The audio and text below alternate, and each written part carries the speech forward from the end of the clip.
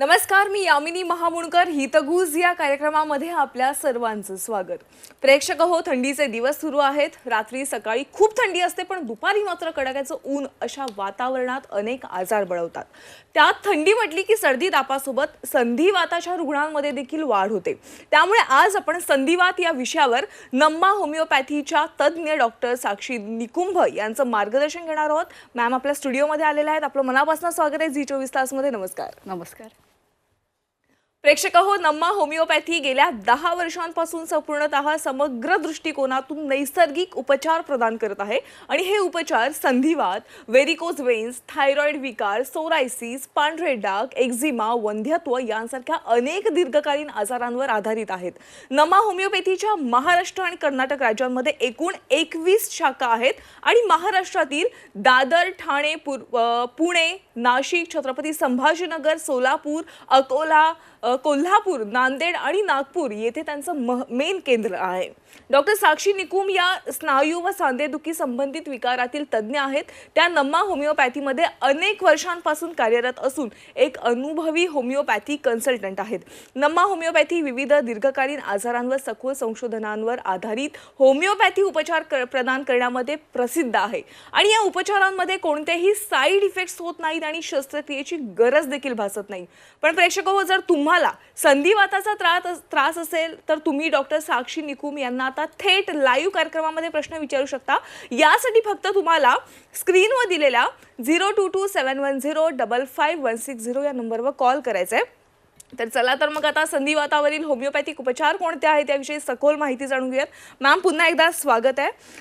अत्यंत महत्त्वाचा विषय आहे आणि थंडीचे दिवस आहेत, त्यामुळे संधिवाताचे अनेक रुग्ण बघायला मिळतात.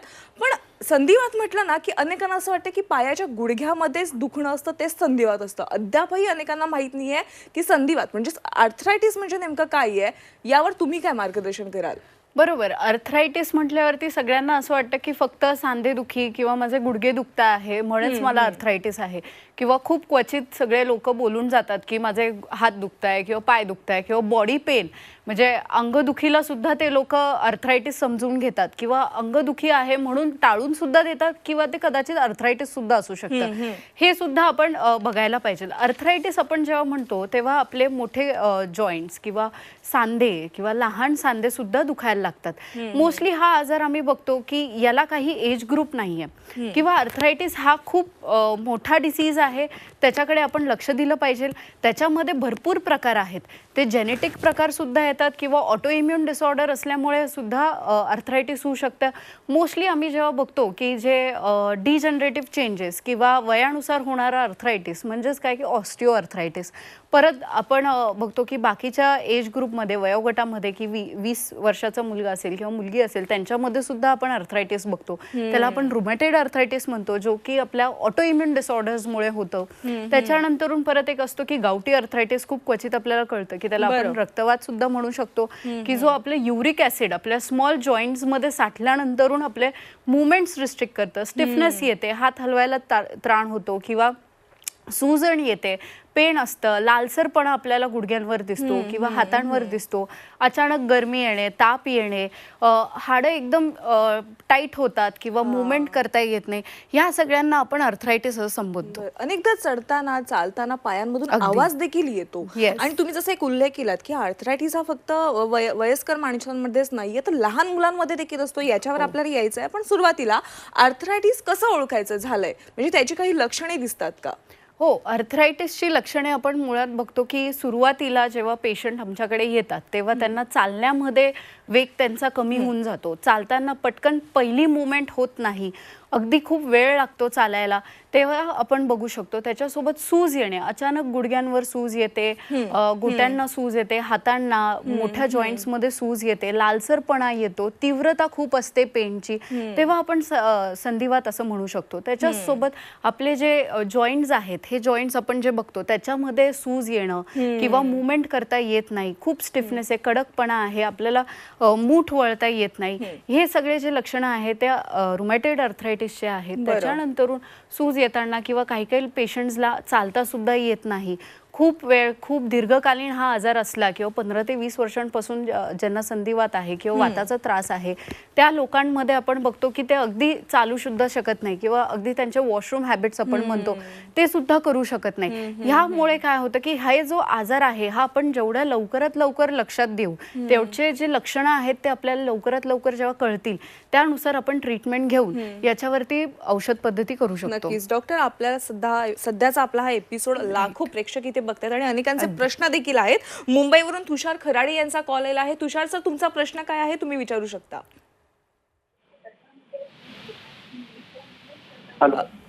तुषार सर, माझा आवाज येतोय का तुम्हाला? हा, येतोय. तुमचा प्रश्न काय आहे तुम्ही विचारू शकता आता. मॅडम, ते मला ना ऍक्च्युली 1-2 वर्षापासून मला संधिवाताचा त्रास आहे. सुरुवात झाली ते बॅक पेन पासून.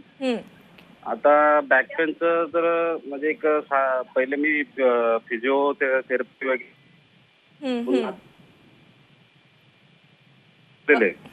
त्याच्यानंतर मी आज 3-4 महिन्यापूर्वी आयुर्वेदिक ट्रीटमेंट पण घेतोय एका डॉक्टरकडे कल्याणला.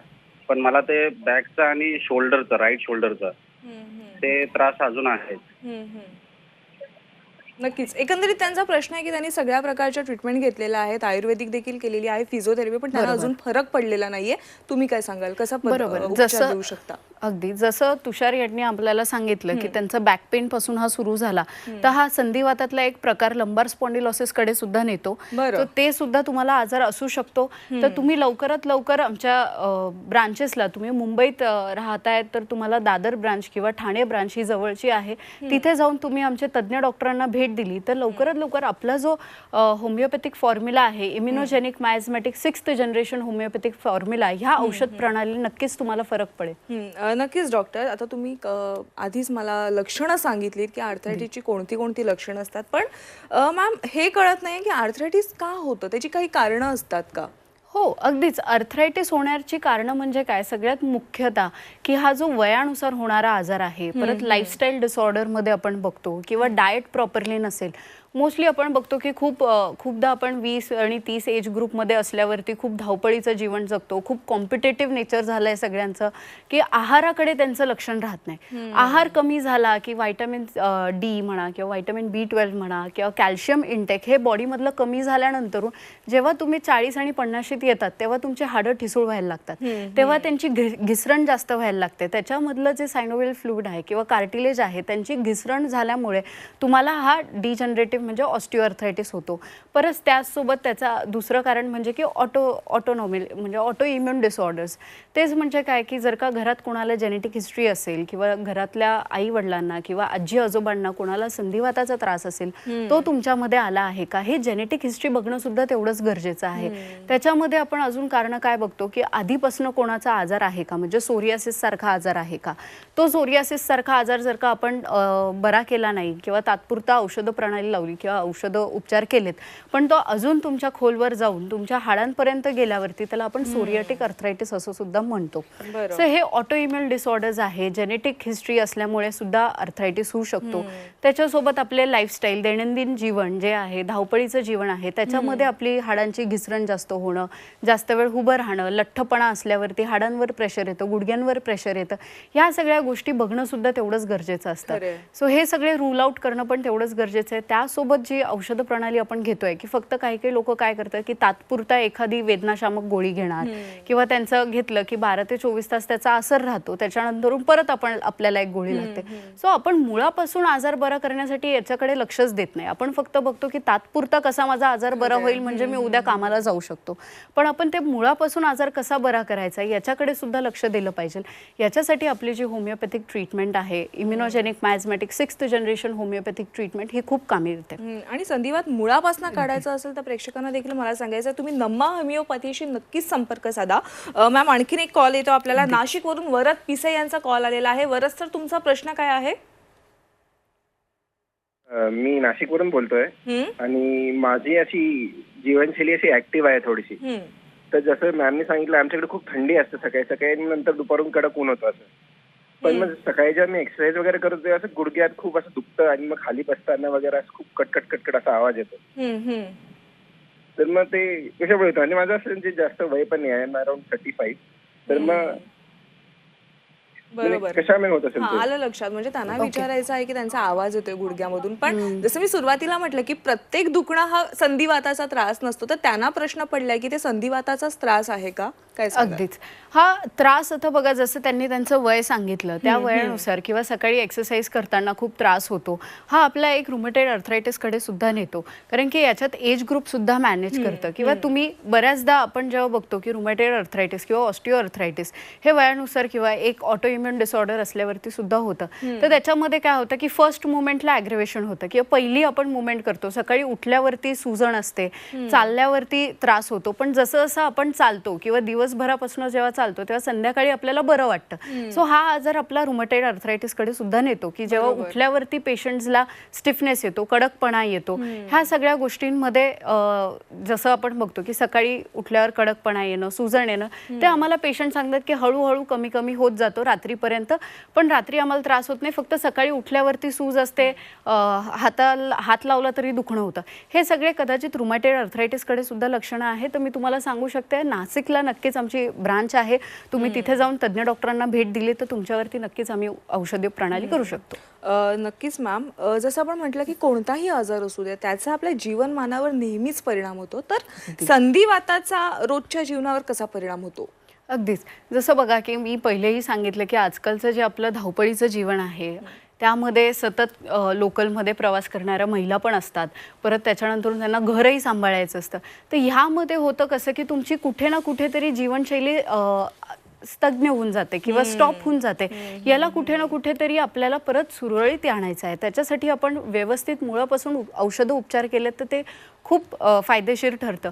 मोस्टली आम्ही बघतो की तुम्ही जे ॲक्टिव्हिटीज करतायत, आता एक्सरसाइज होत नाही किंवा अचानक आपण एक्सरसाइजला सुरू केलं किंवा एखाद्या 40-50s नंतर आपण म्हणतो की एक्सरसाइज, पण त्याच्यात हाडांमध्ये स्ट्रेंथ नसते. सो ह्या सगळ्या आपण ज्या गोष्टी बघतो की हे आपल्याला कुठे ना कुठेतरी आपल्याला आयुष्यात जाण्याआधी स्टॉप मिळतो. आपण आपल्याला हव्या तशा गोष्टी करू शकत नाही. सो डाएट आणि रेजिमेंट हे सुद्धा तितकंच इम्पॉर्टंट आहे. परत व्यवस्थित औषध उपचार घेणं सुद्धा इम्पॉर्टंट आहे. कारण की अर्थरायटिस हा असा आजार आहे की त्याच्यावर फक्त आपण वेदनाशामक गोळ्या घेऊन चालत नाही. ते वेदनाशामक गोळ्यांचा परिणाम आपल्या बाकीच्या ऑर्गन्सवरती सुद्धा होऊ शकतो. सो मुळापासून आजार आणि नैसर्गिक असा उपचार घेतल्यावरती हा खूप कालावधीसाठी आपल्याला सोबत राहतो. नक्कीच. म्हणजे औषधांसोबत तुमचा आहार आणि व्यायाम ह्या देखील गोष्टी संतुलित राहणं अगदीच गरजेचं आहे. जसं डॉक्टर मगाशीच म्हटलं की महाराष्ट्र आणि कर्नाटकामध्ये नम्मा होमिओपॅथीच्या एकूण 21 शाखा आहेत, अनेक तुमचे पेशंट देखील आहेत. तर मॅम, नम्मा होमिओपॅथीच्या उपचारांनी आर्थरायटिसमध्ये कसा सकारात्मक बदल होतो? अगदी जसं मी सांगितलं की नम्मा होमिओपॅथीचा आमची जी औषध प्रणाली आहे, immunogenic miasmatic 6th generation homeopathic treatment, यामध्ये आम्ही काय करतो ना की आम्ही आजाराला जे रोगप्रतिकारशक्ती वाढवण्यासाठी, पहिले तर मुळापासून आजार बरा करायचा असेल तर रोगप्रतिकारशक्ती वाढवण्यासाठी औषधं देतो, त्यालाच आपण म्हणतो इम्युनिटी. जोपर्यंत पेशंटमधली रोगप्रतिकारशक्ती मूलभूत नसेल तोपर्यंत आजार हा जात नाही, रोग हा जात नाही. त्याच्यासाठी आपण ट्रीटमेंट करतो. परत त्याच्यानंतर मायझमॅटिक म्हणजे आपण बघितले की काही जेनेटिक कॉज असतील किंवा काही कारणास्तव हा आजार आपल्या शरीराला लागलाय का, काही सर्जरीज नंतरून होतो किंवा कुठे मार बसल्यामुळे होतो किंवा आपण ॲक्सिडेंट्समध्ये बघतो. तर हे जे मुळापासून मला कॉज काढायचे आहेत याच्यासाठी आपण मायझमॅटिक बघतो किंवा जेनेटिक हिस्ट्री असेल तर जेनेटिक कॉज सुद्धा हा मला पेशंटमधनं बाहेर काढायचा असतो. सो हे मायझमॅटिक ट्रीटमेंट आणि 6th जनरेशन ट्रीटमेंट म्हणजे कसं की आजकाल सगळ्यांनाच फास्ट रिलीफ पाहिजे असतो.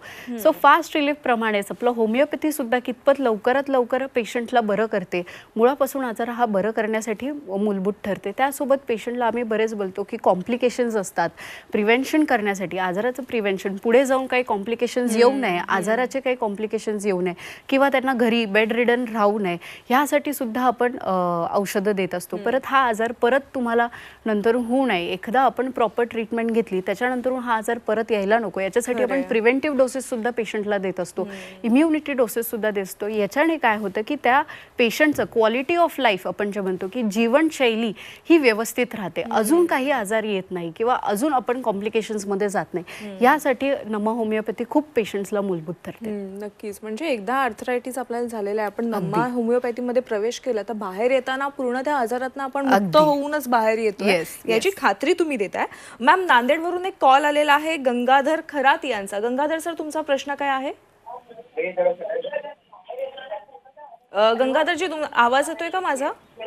हो, येते मॅडम. बरं, प्रश्न काय आहे तुमचा? माझे आजोबा आहेत 65 वर्षाचे मॅडम. त्यांना सांधिवात आहे. हो. बरं मॅम, तुमचा टीव्हीचा आवाज थोडा मागचा कमी केला तर आम्हाला तुमचा प्रश्न कळेल. हॅलो. हा, त्यांचं सांधिवात आहे, वय 65 वर्ष आहे मॅडम.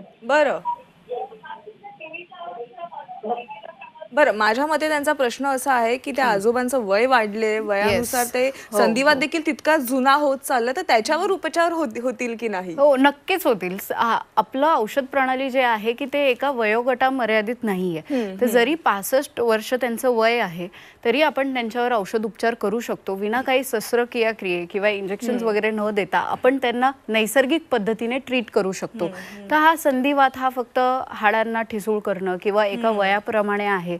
तर बरेच आमच्याकडे जेव्हा पेशंट्स पण येतात तेव्हा त्यांचं असं म्हणणं असतं की आता खूप वय झालंय तर मग आता काय ट्रीटमेंट घ्यायची, होत नाही, बरंच होणार नाही, एज फॅक्टर आहे. तर असं नसतं. तुम्ही कोणत्याही एज ग्रुपमध्ये असला तरी आमच्याकडे तेवढेच पॉवरफुल औषधं पण आहेत. त्याच पद्धतीने आमची जी औषध प्रणाली आहे ती तितक्याच इफेक्टिव्हली तुमच्या शरीरावर काम करते आणि तुमचा जो आजार आहे तो मुळापासून बरा करण्यासाठी काम ठेवतो. नक्कीच मॅम, आपल्याला अनेक कॉल येत आहेत नाशिकवरून वगैरे, आणि मला प्रेक्षकांना सांगायचं आहे, प्रेक्षक हो, तुमच्या मनात काही शंका असतील तर तुम्ही महाराष्ट्रामध्ये मॅमचे एकूण दादर, ठाणे, पुणे, नाशिक, छत्रपती संभाजीनगर, सोलापूर, कोल्हापूर, अकोला, नांदेड आणि नागपूर येथे त्यांचं केंद्र आहे. तुम्ही थेट तिथे जाऊन त्यांच्याशी संपर्क साधू शकता आणि तुमचा जो काही प्रश्न आहे तिथे त्यांच्याशी विचारू शकता. मॅम, आर्थरायटिस टाळण्यासाठी कोणत्या गोष्टी करणं सर्वात महत्त्वाचं आहे? कशा पद्धतीने काळजी घेतली पाहिजे? अगदी. आर्थरायटिस टाळण्यासाठी आपण जेव्हा म्हणतो तर मॅनेजमेंट हे खूप इम्पॉर्टंट असतं की आपण आजाराला कसं मॅनेज करतोय. औषधं गोळ्या सगळेच घेत असतात, पण मग त्याच्यासोबत आपल्याला योगा करणं, एक्सरसाइज करणं, आपलं लाईफस्टाईल, मेन म्हणजे आपलं लाईफस्टाईल मेंटेन करणं सुद्धा त्याच्यासोबत गरजेचं असतं. की जरी तुमचं धावपळीचं जीवन असेल तरी तुम्ही सकाळी उठून थोडंफार एक्सरसाइज करणं किंवा आपलं डाएट मेंटेन करणं. बऱ्याचदा काय होतं की मुलं सुद्धा असले किंवा बाकीचे लोक असले, धावपळीच्या जीवनामध्ये डाएटकडे दुर्लक्ष होतं, खूप फास्ट फूड वगैरे घेतलं जातं. ह्यामुळे काय होतं की त्यांचं जे शरीरातली इम्युनिटी आहे ती हळूहळू खालवत जाते. जे आपल्याला मूलभूत व्हायटमिन्स पाहिजे ते मिळत नाही. त्याच्यामुळे अजून आपला आजार जास्त गंभीर दिशेने वाढत राहतो. तर ते आटोक्यात घेण्यासाठी तुमचं डाएट सुद्धा तेवढंच इम्पॉर्टंट आहे. परत बऱ्याचदा आम्ही बघतो की आमच्याकडे जे युरिक ऍसिड गावठी आर्थरायटिसचे पेशंट्स येतात त्यांचं इंटेक डाएटमध्ये खूप नॉनव्हेज वगैरे असतं किंवा मीठ असतं. तर हे पण तुम्ही थोडं रिस्ट्रिक्ट केल्यावरती काय होतं की तुमच्या बॉडीमध्ये युरिक ऍसिडचं प्रमाण हे कमी होतं. हे आपल्याला हेल्प होतं फॉर द डिसीज मॅनेजमेंट. पण आजार आपला पूर्णपणे क्युअर करण्यासाठी आपलं जे आहे आजार खूप दीर्घकालीन असेल किंवा आता अक्यूट्समध्ये पण असतील तर याला बरं करण्यासाठी आपली जी औषध प्रणाली आहे immunogenic miasmatic 6th generation homeopathic treatment ही खूप कामी ठरते. खरं आहे, नक्कीच. मगाशी आपण बोलताना उल्लेख केलात की संधिवात हा सगळ्या वयोगटामध्ये आपल्याला बघायला मिळतो. खास करून आजकाल लहान मुलांमध्ये देखील त्याचं प्रमाण वाढलंय. तर त्यावर सांगा, लहान मुलांमध्ये कसं काय संधिवाताचं प्रमाण दिसतंय? हो, लहान मुलांमध्ये कसं दिसायला लागलंय की त्याला आम्ही म्हणतो ज्युव्हेनाइल आर्थरायटिस. हा एक आर्थरायटिसचा प्रकार आहे की जेव्हा पॅरेंट्समध्ये हिस्ट्री असते किंवा आई वडिलांमध्ये, आजी आजोबांमध्ये, त्यांमध्ये जर का कोणाला आर्थरायटिस आहे तो आता लहान मुलांमध्ये येतो. का? कारण की ऑटो इम्युनिटी कमी असते, इम्युनिटी लहान मुलांची कमी ठरते. त्यांच्यामध्ये आपण हा ज्युव्हेनाइल आर्थरायटिस हा आजार बघतो.